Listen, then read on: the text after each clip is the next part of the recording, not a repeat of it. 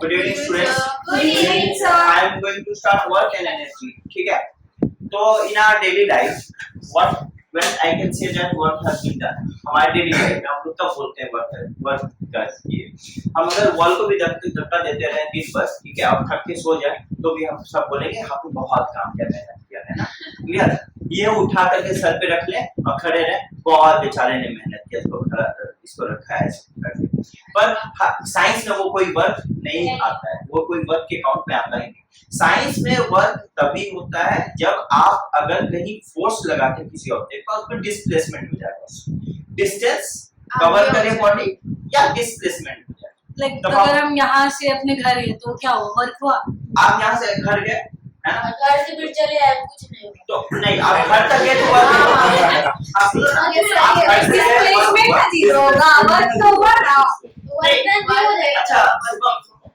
अच्छा घर तक गए तो वर्क हुआ, पर अगर घर से रिटर्न आ गए तो सही बोला तो वर्क जीरो हो जाएगा। हम एक्सप्लेन करेंगे भाई, अभी हम स्टार्ट करने वाले हैं। तो वर्क मतलब क्या हो गया, जब हम फोर्स लगाएंगे और ऑब्जेक्ट में डिस्टेंस हो जाए या ऑब्जेक्ट डिस्प्लेस हो जाए अपनी जगह से, तो हम बोलेंगे work has been done. Clear? समझ में आ गया? अब देखो यूनिट का बात करते हैं, सारी फिजिकल क्वांटिटीज का यूनिट होता है, चाहे आप कोई भी क्वांटिटीज ले लो, मास ले लो, ठीक है, आप वेट ले लो, ठीक है, टाइम ले लो, कुछ भी ले लो, यूनिट होता है। तो वर्क और एनर्जी का भी यूनिट होता है, बट क्या होना चाहिए उसके लिए हम आपको समझाएंगे वर्क और एनर्जी का पहले रिलेशन क्या होता है। ठीक है, देखो वर्क जो होता है वो हम तभी परफॉर्म कर पाएंगे व्हेन वी हैव एनर्जी, सीधी सी बात, ठीक है। कुछ खाए नहीं, 4 दिन से कंटिन्यू वर्क कर रहे हो, कोई वर्क परफॉर्म नहीं कर पा रहे, एनर्जी खत्म हो गई है, वर्क कहां से करोगे? ठीक है, यानी कि अगर कोई काम आपको करना पड़ेगा तो आपको तो एनर्जी चाहिए ना आपके बॉडी को, तभी कर पाओगे ना। एनर्जी कहां से मिलेगी आपको? फूड से मिलेगी। फूड से किस फॉर्म में आपको एनर्जी मिलेगी? केमिकल एनर्जी मिलेगी, कैलोरीज मिलेगी। Calories is a unit of energy. आपने जो कैलोरी बोला ना वो भी एनर्जी का यूनिट होता है, पर वो हीट एनर्जी का यूनिट होता है। पर आप जो एनर्जी पाओ फूड से भी एनर्जी जो मिलती है, that can be also measured in calorie में भी आप उसको भी कैलोरी में मेजर कर सकते हो। और जूल ऐसा यूनिट ऑफ हीट है, ठीक है। मैं बोल रहा हूँ कि हम जो पाएंगे energy in form of chemical energy stored in the food, we will get food में जो केमिकल एनर्जी स्टोर होगा वो हमें मिलेगा ना। और जब वो एनर्जी हमारे अंदर आ जाएगा तो हम वो एनर्जी हमारे अंदर आ जाएगा तो उस एनर्जी को लेकर के हम डिफरेंट वर्क परफॉर्म कर सकते हैं। हम जानते हैं एनर्जी अलग-अलग फॉर्म में कन्वर्ट हो सकता है। आप तो बोलते हैं ना एबिलिटी टू डू वर्क। हां, एबिलिटी।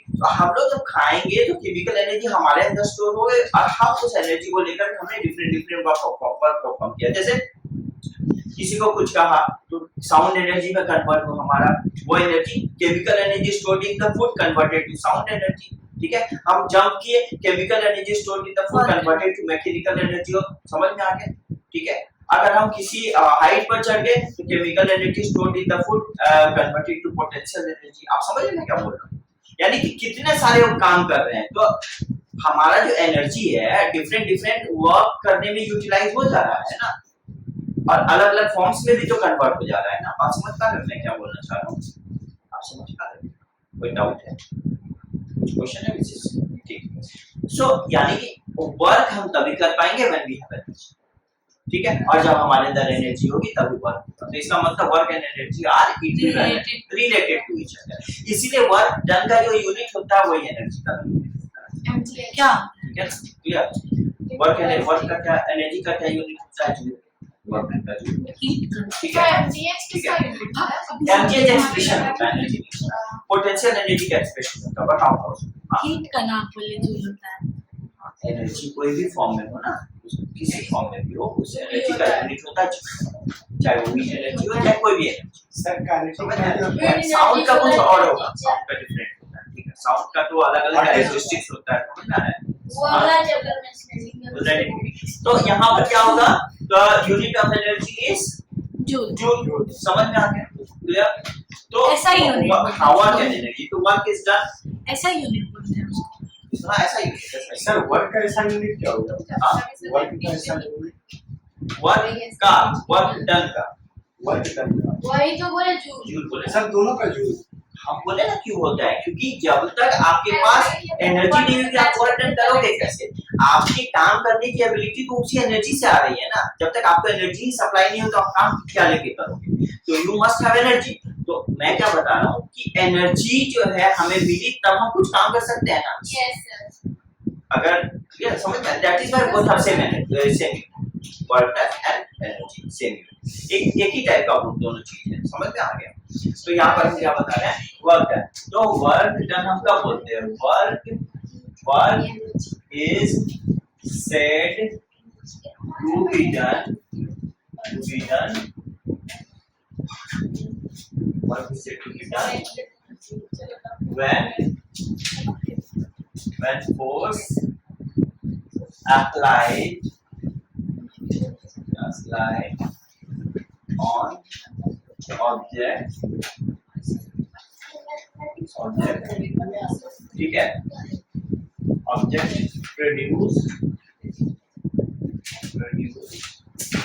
motion,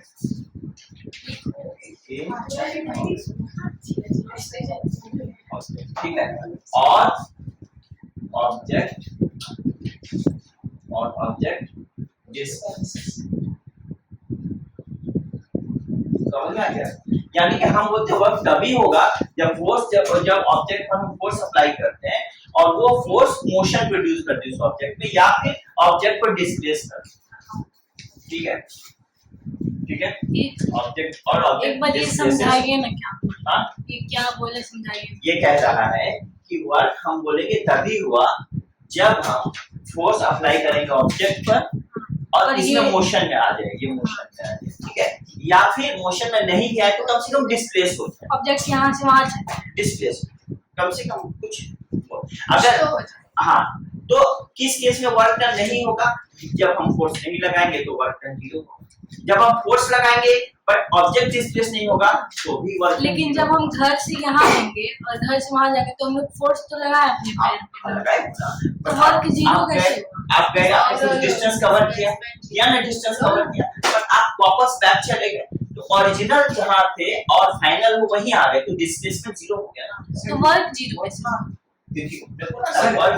वर्क डिस्प्लेसमेंट पे डिपेंड होता है, डिस्प्लेसमेंट पर, अच्छा डिस्टेंस में नहीं होता।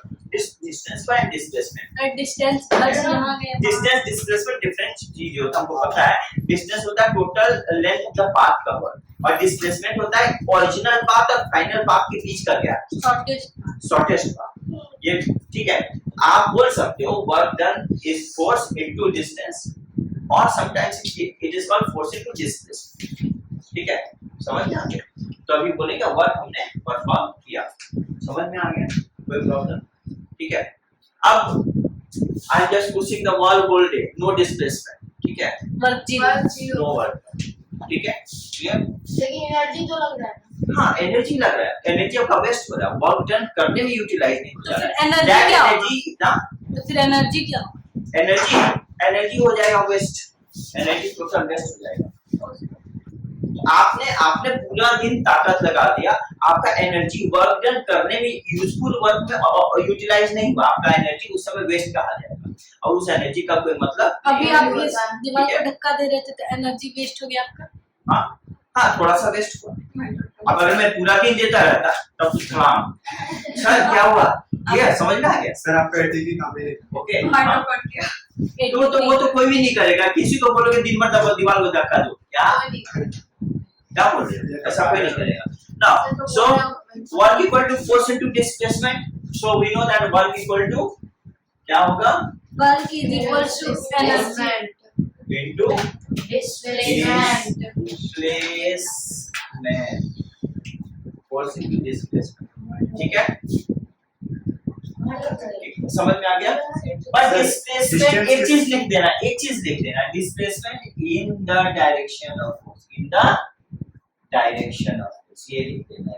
इसका मतलब क्या होगा ये तो सर? पता है कि सर्टेन डायरेक्शन होता है इसके पास, वेक्टर क्वांटिटी होता है। क्योंकि अब जैसे मैं देखो, मैंने ये ऑब्जेक्ट को मैं धक्का लगा रहा हूँ, है ना, धक्का लगा रहा हूँ। अब जब मैं इसको धक्का लगा रहा हूँ तो अगर ये मेरे फोर्स के डायरेक्शन में ही डिस्प्लेस हो जाए तो हम बोलेंगे वर्क डन हमने किया। किया, वर्क डन हुआ, मतलब ये जो डिस्प्लेसमेंट होगा फोर्स के डायरेक्शन में अगर होना चाहिए। इधर हो रहा है, अगर इधर सरक गया तो आपका वर्क नहीं हुआ। इधर सरक गया। अरे वो उस केस में भी होगा, बट उस केस में अलग कंडीशन है, होगा। क्या कंडीशन है? ठीक है, उस केस में तो हमने जहाँ फोर्स लगाया ना, बट डिस्प्लेसमेंट और उसके बीच में एक एंगल बच जाता है ना, उस केस में अलग होता है। उस केस में force into displacement into cos theta होता है, वो दिखा देंगे क्या होता है। cos थीटा क्या होता है? बताएंगे अभी आपको साइड इलेक्ट्रिक न्यूमेटिक का टर्म है, बताते हैं 10th में, फिर भी मैं हाईलाइट कर देंगे क्या होता है, ये समझ में आ गया आपको। तो ये वर्क और फोर्स लगाएंगे, बट अगर फोर्स के डायरेक्शन में डिस्प्लेसमेंट हो जाए तो हम बोलेंगे वर्क डन हुआ। पर जानते हो कौन सा वर्क डन उसको बोलेंगे हम लोग? जीरो। नहीं, पॉजिटिव वर्क बोलेंगे, पॉजिटिव। क्या बोले एक बार से? Positive work. वो सेंटेंस क्या बोले? जब हमने फोर्स लगाएंगे और फोर्स के डायरेक्शन में ही डिस्प्लेसमेंट हो जाएगा, तब हम बोलेंगे या तो वर्क डन हुआ, और उस वर्क डन को हम लोग बोलेंगे पॉजिटिव। अगर इधर सरका तो नेगेटिव। नहीं, हमने उधर लगाया और डिस्प्लेसमेंट इधर हुआ तो नेगेटिव हुआ। तो कैसे इसको धक्का इधर लगा के इधर कैसे कर सकते हैं? तो एग्जांपल दूं, आप गए, आपने एक बैल के सिंग को पकड़ लिया, आप धक्का दे दिया, अब वो अपनी बैल धक्का दे दिया, तो वर्क डन बाय यू, सुनो, work done by you is negative, but work done by the bull is positive, because हम भी तो उसको ढकेलेंगे तो मेरा आपने वर्क डन किया, आपका वर्क डन नेगेटिव हुआ, उसका वर्क डन पॉजिटिव होगा भी। क्लियर? समझ में आ रहा है? ये है एक। दूसरा क्या होगा, जब हम ऑब्जेक्ट को किसी ऐसे प्लेन पर रख देंगे, जैसे गाड़ी वाड़ी साफ करते देखते हो ना, तो क्या होता है, एक प्लेन सरफेस पर ऐसे उठाया जाता है, कार्स को आपने देखा है, हाँ। प्लेटफॉर्म को उठाया जाता है, तो कार का वेट कहाँ लगता है? नीचे, बट डिस्प्लेसमेंट हो रहा है ऊपर, तो कार की वजह से जो वर्क डन हो रहा है दैट इज नेगेटिव, क्योंकि वेट लग रहा है उसका नीचे, डिस्प्लेसमेंट हो रहा है ऊपर। ठीक है, और प्लेटफॉर्म जो कार पर जो वर्क कर रहा है दैट इज पॉजिटिव, क्योंकि वो जहां धक्का लगा रहा है कार पर डिस्प्लेसमेंट। सर लेकिन कार के रिस्पेक्ट में तो नेगेटिव होता है, कार के रिस्पेक्ट में तो नेगेटिव होता है। कार जो वर्क डन हो रहा है, कार की वजह से जो वर्क डन हो रहा है that is negative. Sir car बोलेगा ना कि मेरा वर्क डन हो रहा है वो नेगेटिव में जा रहा है, हम ये कार बोलेगा कैसे? और से नहीं सर बोलेगा नेगेटिव। हां, सर बोलेगा तो नहीं ना, ड्राइवर समझ जाए। नहीं वो तो खैर अब ना बोलो सर, क्या चीज सर? कार का वेट नीचे लग रहा है, डिस्प्लेसमेंट ऊपर हो तो नेगेटिव वर्क नहीं होगा। और अगर हम लोग ऐसे इस पे खड़े हैं, ये क्या बोलते हैं, फ्लोर पे खड़े हैं, तो ये तो आपका जो है वो नेगेटिव हो गया। कहां पर? नहीं, जीरो है। अच्छा हाँ, वो दोनों डिस्प्लेसमेंट हमको क्या सर अच्छा, बिल्कुल हाँ। खा रहेगा, दो अगर कोई चीज सर नीचे अगर आपको फाइंड करना है तो प्लस पॉजिटिव है। पॉजिटिव, फोर्स की डायरेक्शन में क्या बस पॉजिटिव आपका फोर्स लग रहा है। नीचे लग रहा है ना, ना तो मेरा डिस्प्लेसमेंट नीचे हो रहा, ना तो वॉल हमको ऊपर लेके जा रहा है, तो जीरो होता तब ना, कहीं तो होता। चाहे अगर मैं नीचे चला जाता तो मेरे वेट की वजह से पॉजिटिव, अगर सरफेस हमें ऊपर लेके जाता तो मेरे वेट की वजह से जो है नेगेटिव होता है। जैसे लिफ्ट में हम लोग क्या करते हैं, हम लोग लिफ्ट पे प्रेस करते हैं तो लिफ्ट हमारे ऊपर जो वर्क डन करता है पॉजिटिव, बट हमारा वेट की वजह से जो लिफ्ट में वर्क डन होता है दैट इज नेगेटिव। हाँ समझ गया। क्लियर? क्वेश्चन क्या? समझ गए? नाउ अभी हम लोग बोलेंगे यूनिट ऑफ वर्क लिखेंगे, ठीक है? Unit of work. Unit of work नहीं लिख सकते, जूल। Unit of. जूल ना। अच्छा अब एक बात को सुनो, फोर्स कंप्यूटर अब हम अगर यूनिट ऑफ वर्क लिखेंगे तो यूनिट ऑफ फोर्स भी होना चाहिए, क्योंकि वर्क डन पर फोर्स इक्वल डिस्प्लेसमेंट, तो यूनिट ऑफ फोर्सेस क्या? न्यूटन, 1 न्यूटन लिख सकते हो, और डिस्प्लेसमेंट को मीटर में बता सकते हो, तो मीटर दिस इज मीटर, यानी कि हम बोलेंगे 1 न्यूटन मीटर, और इसको हम लोग बोलेंगे और 1 समझ में आ गया? समझ में आ गया? तो ये हो गया एसआई यूनिट, न्यूटन मीटर, और आप ऐसा यूनिट इसको लिख सकते हो। मतलब ये लग रहा है कि आपको कुछ आता है वो 1 न्यूटन इनटू मीटर किया ना, वो कहाँ से लाया आप मीटर? फोर्स का यूनिट न्यूटन होता है, फोर्स का यूनिट न्यूटन होता है। हाँ होता है, होता है। डिस्प्लेसमेंट का मीटर होता है। हाँ तो अगर अच्छा उसी से आप यूनिट निकालें। हाँ, तो यही हो गया, तो आप 1 न्यूटन मीटर बोलो या फिर जूल, ठीक है, कोई दिक्कत नहीं।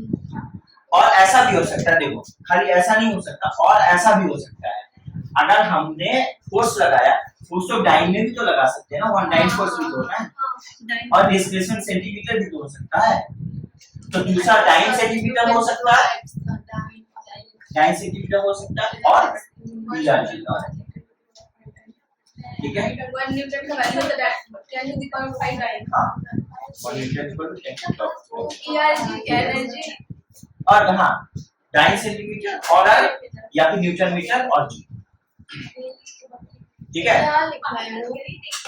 ये आप ये आरजी आपका क्या है? और ये भी तो माने यूनिट होता है ना, एनर्जी का यूनिट होता है ERG। ERG पहली बार सुनी सर इसलिए नहीं सुना होगा। नहीं सब इसमें से ना डाइन सर सुनिए बता दो क्या होता हमें ओके कंप्लीट हो गया, मैं बता दूं इसको। अगर आपका जूल और यूनिट में रिलेशनशिप देखना है तो 1 जूल इक्वल टू होता है 1 जूल इक्वल टू होता है 10 की power 7। This is a relationship between each other. 1 joule equal to 10 to the power 7 ERG। और न्यूटन और मीटर के बीच में रिलेशनशिप देखना है तो सॉरी न्यूटन और टाइम के बीच में 10 to the 1 power newton 5 equal to 10 to the power 5 dyne होता है। ये भी एक रिलेशनशिप होता है न्यूटन। सर डाइन आप सेंटीमीटर लिखिए। हां डाइन से, ठीक है ओके, कोई दिक्कत नहीं है ना सर यहाँ आपको पर। समझ में नहीं आ रहा क्या ये एनर्जी बताइए। अरे भाई आप जैसे 1 न्यूटन मीटर को जूल बोल सकते हो ना, तो ऐसा ही यूनिट है ना। जैसे आप डाइन सेंटीमीटर को अर्थ बोलते हो, ये CGS है। सर हाँ बोलिए।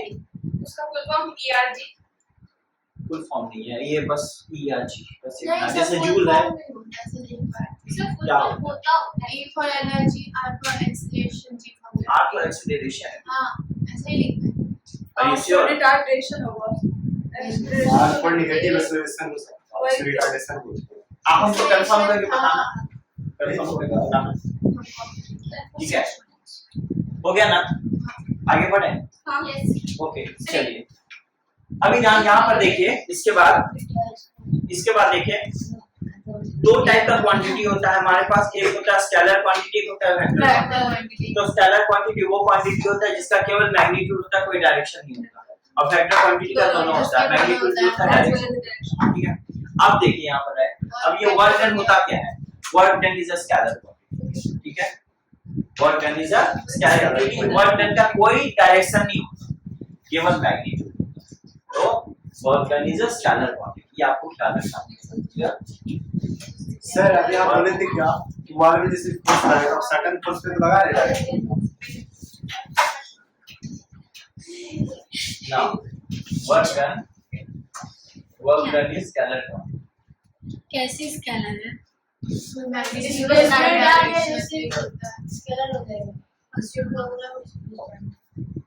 Work done is scalar। अब पूछो कैसे है, कैसे मैं आपको बता देता हूँ। स्केलर आपको ये सोच, हाँ ये शुभम देखो, शुभम ने ये सोचा, ठीक है, ये कोई भी सोच सकता है, ठीक है, पर ये जो सोच रहे हैं अपने हिसाब से गलत नहीं सोच रहा। मेरी बात सुनो, अब मेरा लॉजिक भी सुनो।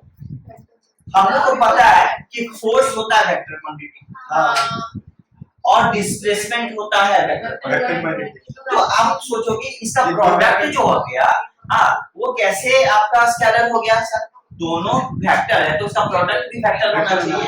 बट ऐसा फिजिक्स में कोई कंपलसरी रूल नहीं है कि अगर दो क्वांटिटी वेक्टर हो तो उसका प्रोडक्ट जो है वो जरूरी नहीं है कि वेक्टर होगा, वो स्केलर भी हो सकता है।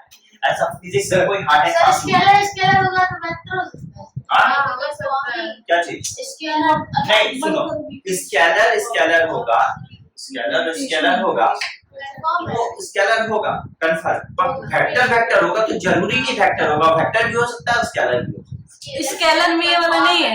हाँ स्केलर में वेक्टर इनटू वेक्टर भी हो सकता है, स्केलर भी हो सकता है। फिजिक्स में कब से ठीक है सर पर या समझ में आ गया। जैसे आप उसमें एग्जांपल दे रहे थे, एग्जांपल वाल पे हम फोर्स लगाते हैं तो सर आपको स्पेसिफिक डायरेक्शन तो बता रहे थे ना कि हमारा लोग से, और ये सर आप कैसे कर सकते हैं इस तरह को?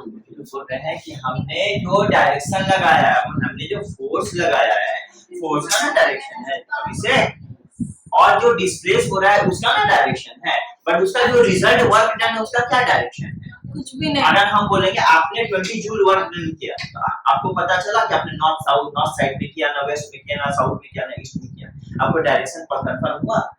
सर बोलने से पहले तो बोलेगा ना कौन सा काम करके आया। हाँ, ये तो पूछा जाएगा ना कौन सा काम।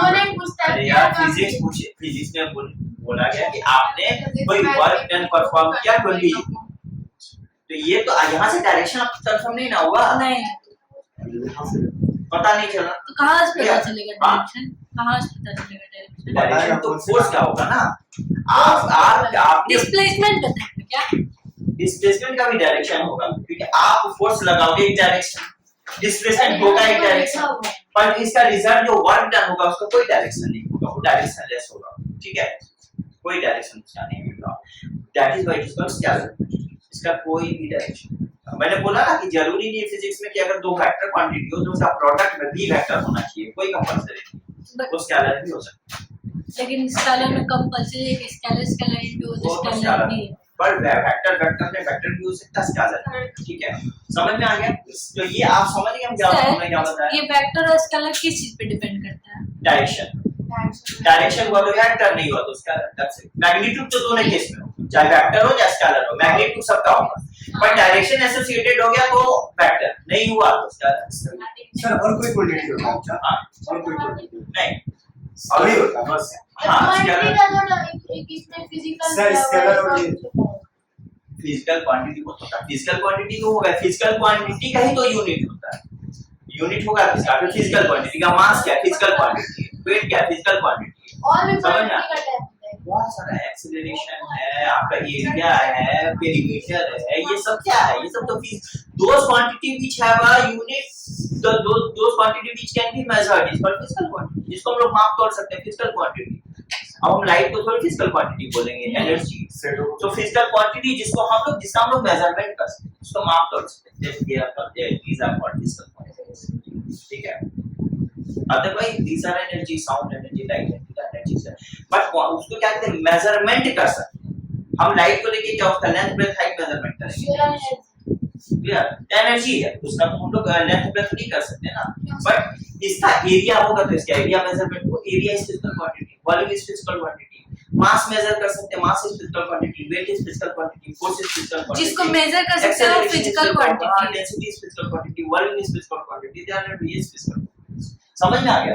तो वो कोई बात नहीं। यहाँ पर हमारे कहने का मतलब है कि अगर मान लो कि दो क्वांटिटी हुआ जिसका प्रोडक्ट वेक्टर क्वांटिटी है, तो उसका प्रोडक्ट जरूरी नहीं है वेक्टर ही होगा, स्केलर भी हो सकता है। वर्क डन, यहाँ पर वर्क डन एक केस है जो आपका स्केलर है जब भी इसका दो कंपोनेंट वेक्टर है, जो कि फोर्स और डिस्प्लेसमेंट।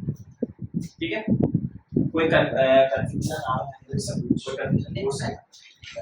इसके बाद यहाँ पर हम लोग अगर देखेंगे, अगला हो जा रहा है वर्क डन अगेंस्ट ग्रेविटी। ठीक है, ये हमने आपको बताया, आपको समझ में आ गया होगा। और एक बच्चा देखो वॉल को खिसका रहा है, आपके डायग्राम में भी दिया हुआ है, तो he is not doing any work. ठीक है, ये देखो कोई वर्क नहीं कर रहा।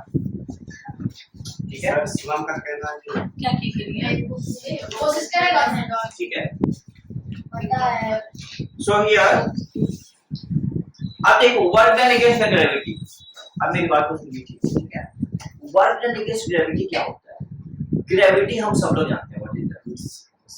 ठीक है, हां ग्रेविटी को ही तो gravitational force. Gravity is a property, gravitational force is a type of force. तो हम अगर बोलेंगे ग्रेविटी, तो ग्रेविटी जब हम किसी ऑब्जेक्ट को ऐसे हमने पकड़ा, वो ग्राउंड पर है, बहुत भारी ग्राउंड, हमने उसको ऐसे पकड़ा, ठीक है, और हम क्या करें? फोर्स लगा रहे हैं, किस डायरेक्शन में लगाएंगे? उठाने के लिए ऑब्वियसली ऊपर लगाएंगे, ऑब्वियसली ऊपर लगाएंगे। हम जब फोर्स ऐसे लगा रहे हैं, ऐसे उसको उठाने के लिए, क्लियर? तो पता है आपको ग्रेविटी कहाँ एक्ट कर रही है, इसीलिए यहाँ अगेंस्ट लगा है। समझ में आ गया? नहीं समझ में आया। हम तो फोर्स ऐसे अप्लाई करेंगे ना उठाने के लिए, वो ऊपर की तरफ। बॉडी गिरा है तो उसको ऐसे प्रेस तो नहीं करेंगे उठाने के लिए, ऊपर ही लगाएंगे ना। जो बॉडी होगा वो ना ग्रेविटी पे फोर्स, हमको बॉडी को उठाना है सर, बॉडी को उठाने के लिए हमको तो ऐसे पकड़ के ऊपर ना उसको खींचना पड़ेगा, लेकिन ग्रेविटी तो उल्टे डायरेक्शन में लगेगा ना। ग्रेविटी तो उसको नीचे खींचने की कोशिश करेगी, हमारा फोर्स ऊपर लग रहा है, बट ग्रेविटी तो इसको खींचने की कोशिश करेगी, नहीं करेगी? करेगी ना। तो इस आप समझ रहे हो कि कहीं कंफ्यूजन आ रहा है? नहीं समझ। इसको ये बॉडी है ना, ये बॉडी को आपको उठाना है, आप क्या करोगे? ऐसे उठाएंगे। वही तो फोर्स ऊपर नहीं लगाओगे। Yes. तो जब आप ऊपर फोर्स लगाओगे तो आपको ये भारी नहीं लगेगा? लगेगा, थोड़ा सा तो भारी लगेगा। क्यों लगेगा? क्योंकि अर्थ उसको किसी फोर्स से नीचे भी खींच रहा है। तो आप लगा रहे हो फोर्स किसके अगेंस्ट में? ग्रेविटी के अगेंस्ट। मेरी बात समझे? हाँ। आपने जो फोर्स लगाया ग्रेविटी के, आप ग्रेविटी को ओवरकम कर रहे हो, ग्रेविटी को अपोज कर रहे हो। तो आप जो फोर्स लगा रहे हो ग्रेविटी के अगेंस्ट में लगा रहे हो। तो जब आप ग्रेविटी के अगेंस्ट में फोर्स लगा के इसको उठाने की कोशिश कर रहे हो तो एक सर्टेन हाइट तक उठेगा ना। हाँ। उठेगा ना। यानी हमने फोर्स लगाया और डिस्प्लेसमेंट नहीं होगा। हमने फोर्स लगाया और डिस्प्लेसमेंट नहीं होगा। हाँ। तो वर्क डन हुआ हाँ। किसके अगेंस्ट में? ग्रेविटी के against. This is called work done against gravity. अच्छा, समझ गई। हम एक फोर्स लगाए हैं, देखो फोर्स पर डिस्प्लेसमेंट हो गया, यहाँ से यहाँ तक डिस्प्लेसमेंट हो गया। बट ये जो हमने वर्क डन किया ग्रेविटी के अगेंस्ट में, this is called work done. उसमें फोर्स लगा, उसमें फोर्स लगा। हाँ ऑब्वियसली आप जब फोर्स नहीं उठाओगे लगाओगे तो इतना डिस्प्लेस ही नहीं होगा। At least to displace the object we should apply some force. बिना फोर्स लगाए कैसे डिस्प्लेस होगा? So this work is called work done against जितना ये ग्रेविटी इतना फोर्स लगा रहा है उससे ज्यादा लगाना पड़ेगा तभी तो होगा। आप अगर उतना फोर्स नहीं लगा रहे हो जो ग्रेविटी के पुल से कम होता है उठाओ। आपको उसको उठाना हो तो ग्रेविटेशनल फोर्स से तो आपको ज्यादा लगाना होगा, तो you can raise the object. Clear? Okay, हम लोग सब कुछ कर सकते हैं पर अपने आप को नहीं उठा सकते। सो समझ में आ गया? सर हो सकता है उठा सकते हो। हाँ। सारे ऑब्जेक्ट उठा लो, अपने आप को उठा लो। हाँ सर कैसे सर जैसे आप जंप करते हैं तो आप जंप करके आप बैठ हाँ, करके ये सही जितना फोर्स लगा रहे हो अपने आप को नहीं उठा पाओगे। सर इससे तो होता है लेकिन ना हाँ, कैसे- बैठ के जो योगा करते हैं वैसा नहीं बताओ। लेकिन हाथ तो नीचे ही रहता है ना, आपने सारे तो चीज़ ग्राउंड को सारे पुश पुश किया, किया। आपने ग्राउंड को पुश किया, सर, आपको सर, ग्राउंड को सर, पुश नहीं करना है। सर, तब क्या उठा पाओगे क्या अपने आप को? हाँ। ऐसे करके अपने आप को गोदी ले सकोगे क्या? ना समझ में आ गया? सर एक मिनट सर कोई ऐसे ऑब्जेक्ट ऐसे कोई सर ऐसे उछला ऐसे जंप मारा तो जंप मारा तो क्या हमारा फोर्स उससे ज्यादा लगा? आपने जंप किया ना, यस सर तो जंप करने के लिए आपने सर, ग्राउंड को force पुश लगा। किया, ऐसे आपने पैर से ग्राउंड को पुश किया ना। छोड़ दीजिए सर हो गया समझ अच्छा सुनो, तो वर्क डन अगेंस्ट ग्रेविटी समझ में आ गया आपको? ठीक है, तो नाउ वी शुड राइट, इसको लिख लेते हैं। ठीक है, तो work done is done against the gravity. ठीक है, work is done against the gravity when the amount of work done is equal to the product of weight of the body and the displacement को लिखा देते हैं। इसको मिटा दो। हाँ।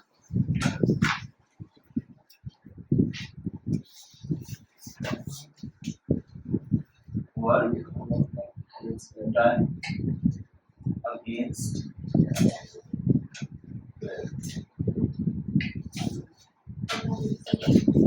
what is said to be done against the gravity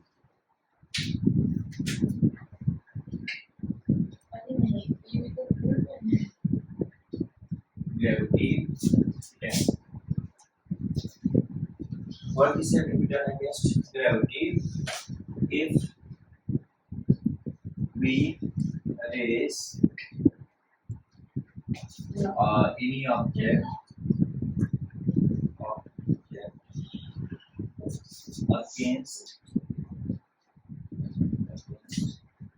the pull of gravity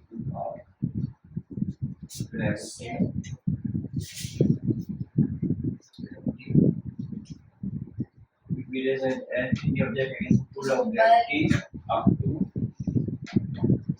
certain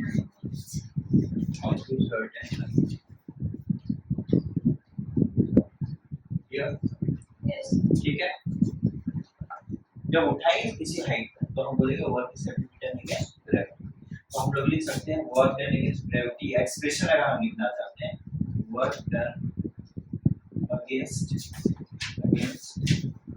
gravity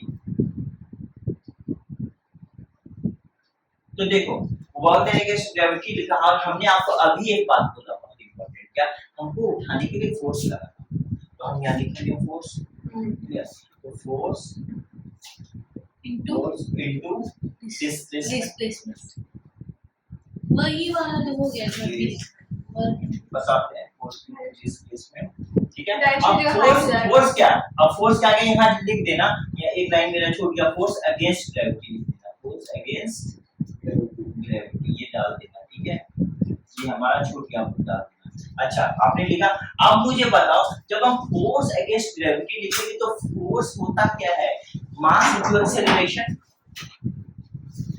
चलो करिए आप। अच्छा तो फोर्स, अब हमने बोला force equal to mass into gravity होता है, मास इनटू ग्रेविटी होता है, तो m और मास ऑफ द ऑब्जेक्ट, मास के लिए हमने m लिया, m, ग्रेविटी के लिए हमने g लिया, और जितने हाइट तक बॉडी को उठाया उसके लिए हमने h लिया, mgh is a work done against gravity, mgh हुआ, m को हमने क्या लिखा, mass of body, mass of body, g हमने बताया gravity, sir m into g तो फोर्स का हो गया ना, इसी पे तो mg लिखे ना, और h डिस्प्लेसमेंट कितना हमने उठाया बॉडी को, h डिस्प्लेसमेंट, और ग्रेविटी के अगेंस्ट है इसीलिए m into g, हाँ इसीलिए g, ठीक है, h for height, h पर यहाँ पर हाइट, सर एक बात बोलिए सर, ये मास एंड ग्रेविटी के नीचे तो आप वेट भी लिख सकते थे ना, चाहते तो यहाँ सर, हाँ भाई तो हाँ, अब वही हम m उस m into g की जगह पे w भी लिख सकते फोर्स इक्वल टू, फोर्स एक टाइप का वेट ही ना होता है, पर हम ये जो फोर्स लगा रहे हैं वो कौन सा फोर्स लगा रहे हैं, वो बॉडी को उठाने के लिए ना लगा रहे हैं फोर्स, लेकिन बॉडी का वेट तो नीचे लग रहा है ना, बट हम जो फोर्स लगा रहे हैं वो हमने यहाँ पर लिया, सर स्मॉल जी तो एक्सेलरेशन ड्यू टू ग्रेविटी का होता है, हाँ क्या वो ग्रेविटी है, हाँ हाँ जी, मतलब वही मैंने लिखा शॉर्ट में ग्रेविटी, आपने एक्सेलरेशन ड्यू टू ग्रेविटी लिख सकते हो, एक ही बात है, एक्सेलरेशन ड्यू टू ग्रेविटी आप वो लिख सकते हो, तो फोर्स का तो न्यूटन होता है ना, तो हम m क्यों लिखे, हाँ फोर्स का तो न्यूटन होता है, फोर्स का न्यूटन होता है, मास का न्यूटन नहीं फोर्स का होता, फॉर्मूला क्या होता है, तो फोर्स का फॉर्मूला मास इनटू ग्रेविटी होता है, तो इसीलिए हमने फोर्स की जगह मास इनटू ग्रेविटी लिखा, और हाइट जो है डिस्प्लेसमेंट कितना उसको डिस्प्लेस किया, दैट इज h, है ना। अब मेरी बात को सुनिए, ये हो गया m into g into h, work done against gravity, यही जो वर्क डन होता है बॉडी के अंदर स्टोर होता है इन फॉर्म ऑफ पोटेंशियल, तो पोटेंशियल एनर्जी का भी यही फॉर्मूला होता है, क्लियर। ये जो हमने वर्क डन किया, ये हमने जो बॉडी को उठाया, उठाने के लिए हमने तो वर्क डन किया ना, तो कितना वर्क डन किया, ये वर्क डन। अब जब हमने बॉडी के अंदर इतना वर्क डन कर लिया, तो जानते हो यही बॉडी के अंदर स्टोर होगा इन फॉर्म ऑफ पोटेंशियल, आप समझ रहे हैं क्या मैंने करने का बोलना था, हमने बॉडी को उठाने के लिए, प्लीज बॉडी को हमने उठाने के लिए, हमने कुछ वर्क डन किया ना, किसके बराबर किया वर्क डन, mg/g तभी हमने दिखाया आपको, तो ये जो वर्क डन हुआ, यही वर्क डन बॉडी के अंदर स्टोर हो जाता है इन फॉर्म ऑफ पोटेंशियल, ठीक है। तभी बॉडी को जब हम छोड़ते हैं तो इसके अंदर एबिलिटी होती है कि ये गिर पाए, काइनेटिक एनर्जी होता है, ये सारा का सारा समझ में आ गया। पलक जब तक रोटी नहीं खिलाएंगे आपको एनर्जी आएगी नहीं ना, एनर्जी जब तभी आप उछल पाओगे, कूद पाओगे ना। तो हमको बताओ कि जब बॉडी को हम ऐसे उठाएंगे पलक, तो हम वर्क डन नहीं कर रहे हैं, वर्क डन नहीं कर रहे हैं। सर हल्ला कम होगा तब तो समझ आएगा, कहाँ से आ रहा है, हाँ प्लीज कीप क्वाइट। देखिए जब बॉडी हम उठाएंगे बॉडी को, तो वर्क बिना वर्क किए बॉडी को उठा कैसे रख सकेंगे, वर्क डन तो जरूरी है ना।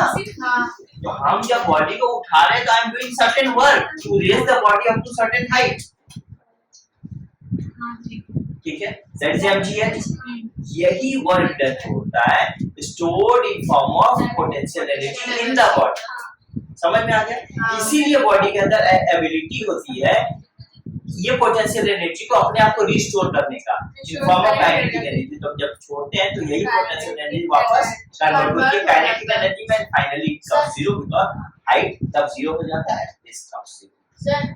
सर इसका ये एनर्जी इसमें स्टोर होगा सर, इसमें जो एनर्जी जो स्टोर होगा पोटेंशियल एनर्जी सर वही ना जो आइगन थ्योरम में लगाया गया था एनर्जी वही नहीं सर स्टोर होगा। हां, एनर्जी कन्वर्ट भी होता है फॉर्म से। पोटेंशियल एनर्जी क्या होता है? हां, अभी नहीं है। पोटेंशियल एनर्जी होता है the energy stored in the body due to the state और the configuration of the body. Body के कॉन्फ़िगरेशन की वजह से या बॉडी के किसी सर्टेन जगह में बॉडी के स्टेट की वजह से जो एनर्जी बॉडी में स्टोर होती है, दैट इज कॉल्ड पोटेंशियल। समझ में आ गया आपको? अब हाँ, माने बॉडी के किसी भी कॉन्फ़िगरेशन की वजह से जो बॉडी के अंदर, अब मान लो मतलब अगर किसी बॉडी में एनर्जी कंज्यूम हो रहा है तो उसको काइनेटिक एनर्जी बोलते हैं।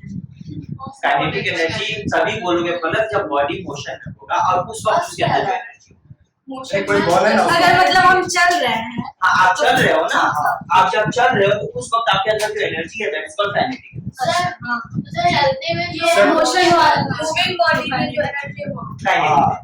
सर और जब स्टेशनरी बॉडी में कोई एनर्जी स्टोर होती है that is potential due to certain height, gravitational potential energy. अगर हम उसको स्प्रिंग को खींचेंगे, इलास्टिक पोटेंशियल एनर्जी, स्प्रिंग को ऐसे घुमा के रखेंगे, then also potential energy due to the configuration of the body. Sir जिस टाइम सर ये स्प्रिंग ऐसे खुलेगा उस समय काइनेटिक एनर्जी आ जाएगा। जब स्प्रिंग को आप खींच के रखोगे ना उस वक्त ही पोटेंशियल एनर्जी होगा। सर जैसे छोड़ेंगे जैसे मूवमेंट होगा तो काइनेटिक एनर्जी अगर kinetic energy comes to zero, potential. समझ में आ गया? समझ में आ गया? अब कंप्रेस करेंगे then also potential energy stored in the body. तो अब छोड़ेंगे तो डिकम्प्रेस भी होगा।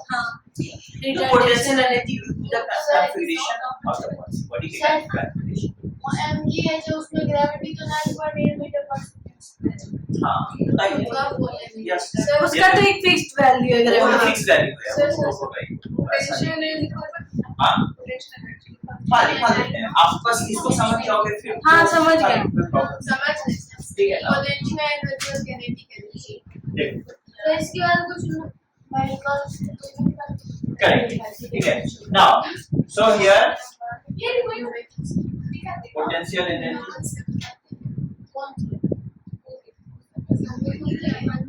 देखिए पोटेंशियल एनर्जी का भी ये एक्सप्रेशन लिख लीजिए, m into g into h। समझ में आ गया? क्लियर? डेफिनेशन लिखा है। लिखा देते हैं, ये एक्सप्रेशन है, अब हम लिखा देते हैं एनर्जी, जब नहीं लिखा energy stored in the body due to its position or configuration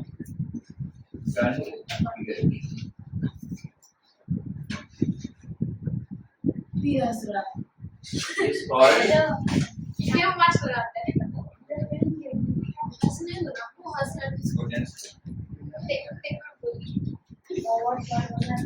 वो तो नहीं है और पोटेंशियल, ठीक है, आपको यही लिखना है पोटेंशियल डेफिनेशन। तो energy stored in the body due to its position और कॉन्फ़िगरेशन इज कॉल्ड पोटेंशियल। हाँ, अब हम अगला काइनेटिक का बताते हैं, ठीक है? तो ये हमारा पोटेंशियल। हाँ, लिख लीजिए। इसके बाद काइनेटिक एनर्जी लिखाएंगे। काइनेटिक लिख लो, फिर हम स्टेप बाय स्टेप नहीं, बार-बार आप एमजीएच को यूनिट क्यों बताते हैं? एक्सप्रेशन है, यूनिट आपका वही जूल होगा, चाहे वो पोटेंशियल चाहे काइनेटिक कुछ भी जूल ही होगा, ठीक है? वो जो है ना एमजीएच, ये एक्सप्रेशन है, ये मैथमेटिकल रिलेशनशिप एक्सप्रेशन, जैसे केजी होता है, जैसे केजी केजी तो मिल जाएगा, that is not expression, ठीक है? जैसे m into formula mass into gravity, ये सर एक्सप्रेशन को फार्मूला है ना, मास into expression condition velocity distribution यहाँ दोनों एक साथ इक्वेशन से 3 इक्वेशन हाँ, वो एक्सप्रेशन है सर इस इनिशियल वेलोसिटी भी दिखा रहा है। हाँ नहीं क्या इनिशियल वेलोसिटी सिंबल ना हुआ एक्सप्रेशन है उसका बहुत सारे सिंबल्स है ठीक है क्लियर एक मिनट हाँ। चाहिए से बच्चा नहीं ठीक है तब तक हम नीचे energy stored in the body ये काइनेटिक इक्विवेलेंस है सर कॉन्फ़िगरेशन पोजीशन मूविंग क्यों बॉडी बॉडी हाँ सर मूविंग बॉडी नहीं भाई कॉन्फ़िगरेशन पोजीशन अलग सर और दिखा हाँ हाँ सर बॉडी हो या पोजीशन मूविंग हो बॉडी सकता है या कॉन्फ़िगरेशन भी हो सकता है सर बॉडी कैरेक्टरिस्टिक एनर्जी तो ये हमने मूविंग पोटेंशियल लिखा है मैकेनिकल वही तो बोले मूविंग बॉडी होगा उसमें stored energy stored in the body due to its motion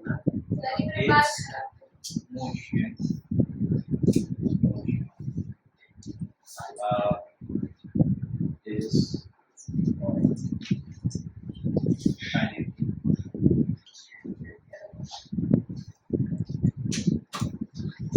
ठीक है पोटेंशियल एनर्जी के लिए हमने आपको mgh दिखाया था काइनेटिक एनर्जी के लिए हाफ इनटू mv स्क्वायर ये एक्सप्रेशन काइनेटिक एनर्जी इसका चेंज भी करना है हां ये से करना ठीक है काइनेटिक एनर्जी का हाफ mv स्क्वायर होगा potential energy mgh kinetic half into ये ऐसा ही नहीं होता है ये एक्सप्रेशन एक्सप्रेशन होता है ये यूनिट जूल होगा ठीक है सर ये करा एक्सप्रेशन न्यूमेरिकल हां न्यूमेरिकल होगा सर आप इससे चलोगे तो एक ही न्यूमेरिकल्स करा के खत्म करा दिए करेंगे ना करेंगे क्लियर ये समझ गया अब न्यूमेरिकल्स करवाते हैं 5000 जब तक टाइम है वहां सर हाफ इनटू स्क्वायर क्या है ठीक है अरे चेक करिए सर आगे से चेक करिए सर mv क्या अरे फॉर्मूला है उसका एक्सप्रेशन m है मास और ये ये है वेलोसिटी बॉडी का वेलोसिटी वो सब है ना फॉर्मूला निकालने का